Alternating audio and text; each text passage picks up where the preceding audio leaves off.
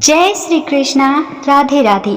माखन चोर नटखट नंदलाल की कृपा से आप सभी के जीवन में प्रेम, आनंद और समृद्धि का वास हो। कृष्ण की वंशी की मधुर तान से आपका जीवन मधुरता और भक्ति से भर जाए। भाद्रपद अष्टमी की पावन बेला पर लड्डू गोपाल आपके घर आंगन में सुख, शांति और प्रेम बरसाए। आप सभी भक्तजनों को श्री कृष्ण जन्माष्टमी की हार्दिक शुभकामनाएं। प्रिय भक्तजनों, आज हम सभी मिलकर उस दिव्य श्री कृष्ण जन्मोत्सव कथा का श्रवण करेंगे, जिसे सुनना स्वयं में एक महान पुण्य है। शास्त्रों में वर्णन है कि कलयुग में श्री कृष्ण जन्माष्टमी की कथा पाप नाशिनी, संकट हरणी और मोक्षदायिनी है। जो भी भक्त इस कथा को श्रद्धा, प्रेम और एकाग्र मन से सुनता है, उसके जन्म जन्मांतर के पाप क्षीण हो जाते हैं। जीवन के क्लेश, भय और दुख दूर होकर हृदय में भक्ति, आनंद और शांति का वास हो जाता है। आप कल्पना कीजिए, द्वापर युग के उस भयावह और साथ ही उस दिव्य समय की बात, जब मथुरा का कारागार घने अंधकार में डूबा है। ऊंची ऊंची ठंडी सीलन भरी दीवारें, लोहे के भारी भरकम द्वार, चारों ओर कंस के सैनिकों की कठोर पहरेदारी और भीतर माता देवकी और पिता वासुदेव लोहे की जंजीरों और बेड़ियों में जकड़े थके हुए किंतु मन में अटल विश्वास लिए बैठे हैं। अचानक उस घनघोर अंधकार में एक अलौकिक प्रकाश फैलने लगता है। एक ऐसा प्रकाश जो किसी दीपक या मशाल का नहीं, बल्कि स्वयं दिव्यता का तेज है। कारागार की दीवारें मानो प्रकाश से स्नान करने लगती हैं और उसी तेज से प्रकट होते हैं भगवान श्री कृष्ण। वे अपने शंख, चक्र, गदा और पद्म से अलंकृत पीताम्बर धारण किए हुए गरुड़ ध्वज के साथ चार भुजाओं वाले चतुर्भुज रूप में देवकी वासुदेव के सम्मुख खड़े हैं। उनकी वाणी अमृत के समान मधुर और आश्वासन से भरी है। देवकी वासुदेव, भय मत करो, मैं तुम्हारा अष्टम पुत्र हूँ, विष्णु का अवतार, जो इस धरती पर धर्म की स्थापना और अधर्म के विनाश के लिए आया हूँ। तुम्हारा यह कष्ट शीघ्र ही समाप्त होगा और मेरी लीला संपूर्ण जगत में प्रेम और भक्ति का दीप जलाएगी। उस क्षण कारागार, जो अब तक पीड़ा का प्रतीक था, एक दिव्य मंदिर में परिवर्तित हो जाता है। देवकी और वसुदेव के नेत्रों से अश्रुधारा बह निकलती है। वह अश्रु दुख के नहीं, बल्कि अपने ही पुत्र में प्रभु के साक्षात दर्शन पाने के आनंद और विस्मय के हैं। प्रिय श्रोताओं, श्री कृष्ण की जन्म कथा सुनने से पहले यह अत्यंत आवश्यक है कि हम उनके भक्तों की कथाएं भी सुने, क्योंकि भगवान केवल अपने अवतारों और लीला के माध्यम से ही नहीं, बल्कि अपने भक्तों के साथ निभाए गए प्रेम और भक्ति के रिश्तों से भी संसार में प्रसन्नता और प्रेरणा फैलाते हैं। भगवान के भक्तों की कथाएं हमें यह सिखाती हैं कि ईश्वर तक पहुंचने का मार्ग केवल वैभव या कर्मकांड से नहीं, बल्कि निष्कपट प्रेम, विश्वास और समर्पण से होता है। तो आइए पहले सुनते हैं भगवान के एक ऐसे ही भक्त की कथा। भगवान जानते हैं कि मेरा यह भक्त निर्मल है, यह कोई छल कपट करना ही नहीं जानता, तो ऐसे में वह अपने ऐसे भोले भाले भक्त की रक्षा या भक्त की सहायता जरूर करते हैं। भक्त धन्ना जी का जन्म मुंबई के पास में एक गांव में हुआ था और वे एक जाट घराने से संबंधित थे। धन्ना जी के माता पिता कृषि और पशुपालन करके अपना जीवन बिताया करते थे और उनके पास धन का बहुत ही अभाव था। जैसे ही धन्ना बड़ा हुआ, उसे भी पशु चराने के काम में लगा दिया। अब वह हर दिन अपने पशुओं को चराने के लिए दूर जंगल में जाने लगा। गांव के बाहर ही कच्चे तालाब के पास में एक ठाकुर जी का मंदिर था, जिसमें बहुत सारी ठाकुर जी की मूर्तियां रखी हुई थी। लोग हर दिन वहां आकर श्रद्धा से माथा टेकते और कुछ भेंट दक्षिणा अर्पित किया करते थे। धन्ना पंडित जी को ठाकुरों की पूजा करते, स्नान करवाते और फिर घंटियां बजाते रोज देखा करता। अल्प बुद्धि का होने के कारण वह कुछ भी समझ नहीं पाता था। एक दिन धन्ना के मन में आया कि चलो देखते हैं कि यह सब क्या होता है। फिर उसने एक दिन मंदिर में जाकर पंडित जी से पूछ लिया कि पंडित जी, आप हर दिन मूर्तियों के आगे बैठकर क्या करते हो? पंडित जी ने बताया कि हम ठाकुर जी की सेवा करते हैं और ठाकुर जी की सेवा करने से सारी इच्छाएं पूर्ण हो जाती हैं। धन्ना ने सुना तो कहा, पंडित जी एक काम कीजिए, यह ठाकुर जी मुझे भी दे दो। भोले भाले धन्ना ने सोचा कि उनका परिवार बहुत गरीबों में जीवन बिताता है, शायद ठाकुर जी उनकी गरीबी दूर कर दे। इसी प्रकार सोचते हुए उसने पंडित जी से बार बार ठाकुर जी को लेने की जिद करनी शुरू कर दी। पंडित जी ने देखा तो सोचा कि यह बालक ऐसे नहीं मानेगा, तो उस बालक से छुटकारा पाने के लिए पंडित जी ने कपड़े में पत्थर लपेटकर उसको दे दिया। घर जाकर धन्ना ने पत्थर को ही ठाकुर समझकर उन्हें बड़े प्यार से स्नान करवाया और फिर भोग लगाने के लिए कहने लगा। जब धन्ना ने देखा कि ठाकुर जी तो भोग ग्रहण ही नहीं कर रहे, तो वह उन्हें बार बार प्रार्थना करने लगा। धन्ना ने ठाकुर जी के आगे कसम खाई कि ठाकुर जी, अगर आप नहीं खाएंगे तो मैं भी भूखा रहूंगा। मासूम धन्ना की यह जिद देखकर भगवान प्रकट हो गए और उसके द्वारा रखी गई लस्सी और रोटी का भोग लगा लिया। इस तरह धन्ना ने अपने भोलेपन से पूजा करने और साफ मन से पत्थर में ही भगवान को पा लिया। कुछ समय बीतने के बाद धन्ना को एक दिन लगा कि उसके माता पिता बूढ़े हो रहे हैं और वह अकेला नवयुवक था। उसे ख्याल आया कि ठाकुर जी की पूजा करके उन्हें प्रसन्न करके सब कुछ पाया जा सकता है, तो उसे यह भी जरूर करना होगा ताकि उसके घर की गरीबी दूर हो जाए और उनके घर में सुख आ जाए। ऐसा ही सोचकर वह एक बार फिर से ठाकुर जी के मंदिर में पंडित जी के पास गया और पंडित जी से ठाकुर जी को पाने की जिद करने लगा। पंडित जी ने पहले तो ठाकुर जी देने से मना कर दिया कि वह ठाकुर जी की पूजा अकेले नहीं कर पाएगा, और पंडित जी ने यह भी कहा कि दूसरा तुम अनपढ़ हो और तीसरा यह कि ठाकुर जी तो मंदिर के बिना कहीं नहीं रहते, इसीलिए वह तुम्हारे घर जाकर प्रसन्न ही नहीं होंगे। इसीलिए धन्ना, तुम जिद मत करो और अपने खेतों की देखभाल करो। ब्राह्मण धर्म है पूजा पाठ करना और जाट का काम है अनाज पैदा करना। पंडित जी की बात सुनकर धन्ना टस से मस नहीं हुआ और वह जिद करता रहा। जब धन्ना जिद करता ही रहा तो पंडित जी ने जो शालिग्राम जी के मंदिर में एक फालतू पत्थर पड़ा हुआ था उसी को उठा करके धन्ना को दे दिया और पूजा पाठ की विधि भी बता दी। ठाकुर जी को पाकर पूरी रात धन्ना को नींद नहीं आई। बेचैनी से करवटें बदलता हुआ पूरी रात सोचता रहा कि वह ठाकुर जी को तो ले आया है, अब ठाकुर जी को कैसे प्रसन्न करेगा और उनसे क्या क्या मांगेगा। सुबह उठकर अपने नहाने के बाद उसने ठाकुर जी को स्नान कराया, भक्ति भाव से बैठकर लस्सी बनाई, मक्खन निकाला और फिर रोटी पकाई और एक बर्तन में रखकर ठाकुर जी से प्रार्थना करने लगा, हे प्रभु भोग लगाओ, मुझ गरीब के पास तो यह रोटी लस्सी और मक्खन ही मिलेगा, इसके अलावा तो मेरे पास भोग लगाने के लिए कुछ भी नहीं है। प्रभु भोग लगाओ, अब तो मेरे पास यही चीजें हैं, जब आप और चीजें दोगे तो मैं वह आपके आगे भी रख दूंगा। अब धन्ना बैठकर ठाकुर जी को देखता रहा, भला पत्थर भोजन कैसे करे। अब तक तो धन्ना ने मंदिर में यही देखा था कि पंडित जी ठाकुर जी को भोग लगाते थे और उसके कुछ देर बाद वह भोग सारा वहां से गायब हो जाता था।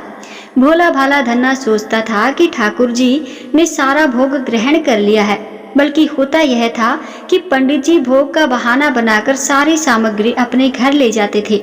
भोले भाले बालक को तो इस बात की जानकारी नहीं थी। जब उसने देखा कि भगवान के आगे तो भोग ऐसे ही रखा हुआ है, तो वह बड़ा बेचैन होकर कहने लगा, हे प्रभु क्या बात है, आप भोग क्यों नहीं लगा रहे? क्या आप जाट के हाथ का प्रसाद नहीं खाते? मंदिर में तो आप पंडित जी के हाथों से तुरंत ही भोग स्वीकार कर लेते थे, इतनी सी देर भी नहीं लगाते थे। और अगर आज आपने प्रसाद नहीं खाया तो मैं मर जाऊंगा, लेकिन आपके बगैर नहीं खाऊंगा। भगवान जानते थे कि यह मेरा भक्त तो बहुत ही निर्मल है, बिल्कुल भी छल कपट नहीं जानता, अब तो मुझे प्रकट होना ही पड़ेगा। 1 घंटा और बीतने के बाद धन्ना ने क्या देखा कि सामने कान्हा जी विराजमान है, कमर में मुरली कोशी हुई है, सिर पर मुकुट विराजमान है और बड़े प्यार से रोटी मक्खन के साथ खा रहे हैं और साथ ही साथ लस्सी भी पी रहे हैं। भोजन ग्रहण करने के बाद भगवान बोले, धन्ना जो इच्छा है मांग लो, मैं तुम पर बहुत ही प्रसन्न हूँ। धन्ना ने हाथ जोड़कर भगवान से प्रार्थना की कि प्रभु जो आपकी भक्ति करते हैं आप तो उनके सारे काम संवार देते हैं, मुझे गेहूं दाल और घी भी दीजिए, मैं खुश हो जाऊंगा। और अगर और भी कुछ अधिक देना चाहते हो तो जूता कपड़े 7 तरह के अनाज गाय भैंस सवारी करने के लिए घोड़ी और घर की देखभाल करने के लिए एक सुंदर नारी भी मुझे दे दो। धन्ना के यह वचन सुनकर भगवान हंस पड़े और बोले, यह सारी चीजें तुम्हें मिल जाएंगी। भगवान बोले, और कुछ चाहिए तो बताओ। भगवान से धन्ना कहने लगा, प्रभु मैं जब भी आपको याद किया करूं, बस आप मुझे दर्शन दे दिया कीजिएगा, और अगर मुझे किसी और बात की जरूरत हुई तो जरूर बताऊंगा।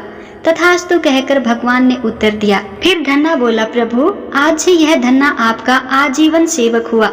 इसके अलावा मैं अब अपनी जीवा पर किसी और का नाम नहीं लूंगा। धन्ना यह सारी वस्तुएं पाकर खुशी से पागल हो गया। उसने आंखें बंद कर ली और जब आंखें खोली तो देखा भगवान तो वहां पर थे ही नहीं, और बल्कि वहां पर पत्थर के जो शालिग्राम पड़े हुए थे जिनकी पूजा वह हर दिन किया करता था, उसमें बर्तन में बचा हुआ प्रसाद खुद खाया, और प्रसाद खाते ही उसे तीनों लोकों का ज्ञान हो गया। भगवान के दर्शनों के कुछ दिन बाद ही धन्ना के घर में सारी खुशियां आ गई। उसका एक अमीर घराने में विवाह हो गया। उसकी बिना बोई भूमि पर भी फसल लहला उठी। उसने जो जो चीज भगवान से मांगी थी वह सब उसे मिल गई थी। इसी तरह से भगवान पर विश्वास रखकर, बिना छल कपट किए, मन में कोई द्वेष की भावना रखे बिना अगर भक्ति की जाए तो भगवान बिना कुछ मांगे ही बहुत कुछ दे देते हैं। भगवान जानते हैं कि उनके भक्त को कब क्या और कितना देना है। आइए अब श्री कृष्ण जन्माष्टमी की कथा में प्रवेश करें। द्वापर युग में भोजवंशी राजा उग्रसेन मथुरा में राज्य किया करते थे। उनका एक पुत्र था जिसका नाम था कंस, और अत्याचारी पुत्र कंस ने सिंहासन और राजपाट के मोह में आकर अपने ही पिता की गद्दी से उतार दिया और स्वयं मथुरा का राजा बन बैठा। कंस बहुत अत्याचारी राजा था। अपनी ताकत दिखाने के लिए अपनी प्रजा को प्रताड़ित करना तो मानो उसका शौक ही बन गया था। वह अपनी प्रजा को मारता, उनसे अत्यधिक कर वसूलता। कंस के राजकाल में प्रजा बेहद दुखी थी, लेकिन बेचारी दुखी प्रजा जाती भी तो किसके पास, क्योंकि राजा के आगे भला किसकी चल सकती है। पर कहते हैं ना कि एक ना एक दिन सभी के पापों का घड़ा भरता है। कंस के साथ भी ऐसा ही हुआ। कंस की बहन देवकी का विवाह वसुदेव नाम के यदुवंशी सरदार के साथ हुआ था। कंस अपनी बहन से बहुत अधिक प्रेम करता था। देवकी कंस की लाडली हुआ करती थी। देवकी जी का विवाह होने के बाद जब कंस उन्हें उनके ससुराल पहुंचाने जा रहा था, तभी अचानक रास्ते में आकाशवाणी हुई। आसमान से आवाज आई कि हे कंस, अपनी जिस बहन देवकी को आज तू बड़े प्रेम से ले जा रहा है, उसी में तेरा काल बसता है। तेरी इसी बहन के गर्भ से उत्पन्न 8वां बालक तेरा वध करेगा। हालांकि कंस अपनी बहन से बहुत अधिक प्रेम करता था, लेकिन उसे अपने प्राणों और राजगद्दी का मोह भी था। जब कंस ने आकाशवाणी सुनी तो मृत्यु का भय उसे सताने लगा। प्रिय भक्तजनों, जन्माष्टमी की कथा से हमें यह भी सीख मिल जाती है कि राज्य सत्ता के मोह माया में सगे संबंधी भी अपने नहीं रह जाते। तो चलिए अब जन्माष्टमी की कथा को आगे सुनते हैं। कंस ने तब सोचा कि अगर मैं देवकी को ही मार दूं तो देवकी की संतान जन्म ही नहीं ले पाएगी, और ना ही फिर उसका काल कभी जन्म लेगा और ना ही उसकी मृत्यु होगी। यह सोचकर वह तेजी से देवकी की ओर बढ़ा। तभी वसुदेव जी ने कंस को रोक लिया और कहा, हे कंस, जो भी देवकी के गर्भ से जो संतान होगी मैं उसे स्वयं तुम्हें लाकर सौंप दूंगा। तुम देवकी को मत मारो। कंस को यह बात ठीक लगी। उसने सोचा कि उसके प्राणों को खतरा देवकी के 8वें पुत्र से है, न कि देवकी से, इसीलिए उसे मारने का कोई लाभ नहीं होगा, और फिर वह पैदा होते ही देवकी के सभी पुत्रों को मार देगा। फिर तो काल भी उसका कुछ नहीं बिगाड़ पाएगा। यह सोचकर कंस ने वसुदेव की बात मान ली और मथुरा वापस चला आया। लेकिन उसने देवकी और वसुदेव को कारागृह में डलवा दिया। वसुदेव देवकी एक एक करके 7 संतानें हुई, और 7 संतानों को जन्म लेते ही कंस ने मार डाला। अब 8वां बालक होने वाला था। मृत्यु का डर कंस के मन में गहराने लगा। वो यह नहीं चाहता कि देवकी और वसुदेव का यह पुत्र किसी भी हाल में जीवित बचे। इसीलिए उसने पहले से ही कारागार में देवकी और वसुदेव पर कड़े पहरे बिठा दिए। उसी समय दूर नंद गांव में नंद जी की पत्नी यशोदा जी को भी बच्चा होने वाला था। जिस समय वसुदेव और देवकी को पुत्र पैदा हुआ, उसी समय संयोग से यशोदा जी के गर्भ से भी एक कन्या का जन्म हुआ, जो और कुछ नहीं बल्कि ईश्वर की रची हुई माया थी। कंस ने जिस कोठरी में देवकी और वसुदेव जी को कैद किया हुआ था, उसमें अचानक दिव्य प्रकाश उत्पन्न हुआ और उनके सामने शंख, चक्र, गदा, पद्य धारण किए हुए चतुर्भुज भगवान प्रकट हो गए। तब देवकी और वसुदेव भगवान के चरणों में गिर पड़े। भगवान ने उनसे कहा कि अब मैं पुनः नवजात शिशु का रूप धारण कर लेता हूँ। वसुदेव, तुम मुझे इसी समय अपने मित्र नंद जी के घर गोकुल में भेज आओ और उनके यहाँ जो कन्या जन्मी है उसे लाकर कंस को सौंप दो। इस समय वातावरण अनुकूल नहीं है, फिर भी तुम चिंता मत करो। जागते हुए पहरेदार सो जाएंगे, कारागृह के फाटक अपने आप खुल जाएंगे और उफनती हुई अथाह यमुना तुमको पार जाने का मार्ग दे देगी। फिर वैसा ही हुआ। काल कोठरी के द्वार अपने आप खुलते गए और सभी पहरेदार सो गए। भगवान के कहे अनुसार वसुदेव उसी समय नवजात शिशु रूप धारण श्री कृष्ण को सूप में रखकर कारागृह से निकल पड़े और अथाह यमुना को पार कर नंद बाबा के घर पहुंच गए। वहां उन्होंने नवजात शिशु को यशोदा जी के साथ सुला दिया और नवजात कन्या को लेकर मथुरा वापस आ गए। उनके वापस आते ही कारागृह के फाटक पहले की तरह बंद हो गए। अब कंस को सूचना मिली कि वसुदेव देवकी को बच्चा पैदा हुआ है। उसने बंदी गृह में जाकर देवकी के हाथ से नवजात कन्या को छीनकर पृथ्वी पर पटक देना चाहा, परंतु वह कन्या आकाश में उड़ गई और वहीं से कहने लगी, अरे मूर्ख, मुझे मारने से क्या होगा? तुझे मारने वाला तो कब का गोकुल में जन्म ले चुका है, वो जल्दी ही तेरे पापों का दंड तुझे देगा। और फिर इसके बाद भगवान श्री कृष्ण का पालन पोषण नंद बाबा और मैया यशोदा ने किया, जहां उन्होंने तमाम लीलाएं दिखाई, अपने भक्तों का, गोप गोपियों का मन मोहा और कंस के भेजे हुए असुरों राक्षसों का वध किया। उसके बाद भगवान श्री कृष्ण का जन्म जिस उद्देश्य से हुआ था, अर्थात उन्होंने कंस को मारकर समस्त संसार को उसके अत्याचारों से मुक्ति दिलाई। तो प्रिय भक्तजनों, यह थी भगवान श्री कृष्ण जन्माष्टमी की व्रत कथा। प्रेम से बोलिए श्री कृष्ण भगवान की जय। बांके बिहारी लाल की जय।